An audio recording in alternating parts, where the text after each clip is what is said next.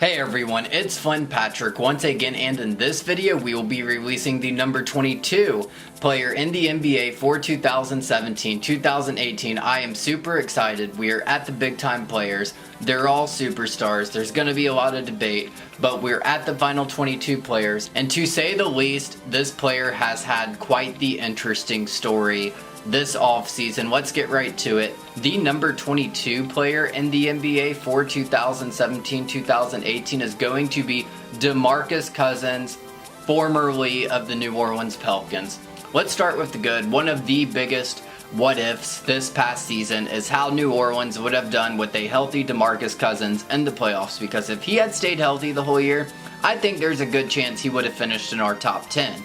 When healthy, his stats were just absolutely ridiculous. 25 points a game, 13 rebounds a game, 5 assists a game, 1.5 steals a game, 1.5 blocks a game. He made his 4th straight All-Star game and shot a ridiculous 35% from the three-point line for a player of his size. And this dude, his best game was a 44-point, 23-rebound, 10 assist, 4-steal game versus Chicago in January. That is Wilt Chamberlain-esque.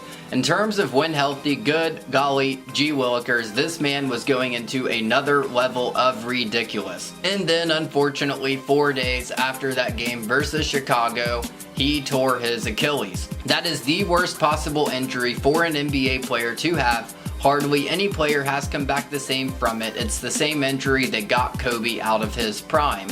When healthy, there were some downsides. He did turn the ball over 5 times a game, which even with over 5 assists a game, that's a little much. But in terms of the situation he is going into next year, because clearly that's what everybody's talking about, I do think there is not a better situation than being on the Warriors to rehab that Achilles injury for DeMarcus Cousins.